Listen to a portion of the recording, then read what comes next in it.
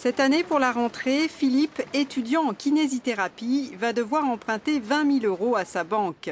Une rentrée plus chère que l'an dernier. Il doit payer 7 500 € annuels pour son école et 550 € mensuels pour le loyer de ce studio situé dans le 15e arrondissement, sans compter la nourriture et les transports. Donc voilà chez moi que j'ai fini par trouver au bout d'1 mois et demi de recherche. Donc le séjour, la salle de bain, la cuisine qui se situe dans un placard de façon originale. Et puis pour gagner de la place, le canapé qui se déplie en lit. Et tout ça pour 550 €.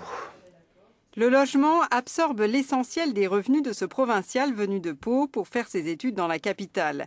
Les dépenses liées à l'alimentation et à la santé sont limitées au maximum. Ça fait 1 an que je ne cotise plus à la sécurité sociale étudiante parce que je n'ai pas l'argent de payer. Je ne suis pas allé voir le médecin depuis. Alors j'aurais dû y aller, je n'ai pas été voir le médecin depuis 1 an.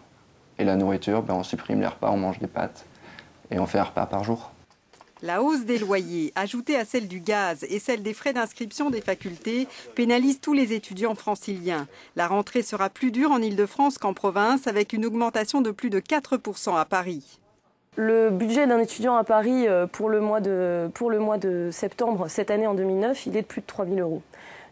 Parce que c'est à la fois les coûts de la rentrée, donc le fait de s'installer dans un appartement, la caution, les frais d'inscription à l'université, la sécu, la mutuelle, etc.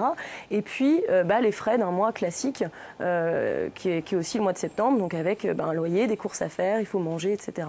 Les loyers sont en hausse de 10 % depuis 1 an dans la capitale, un gouffre financier pour les 700 000 étudiants qui rentrent cette année dans les universités d'Île-de-France.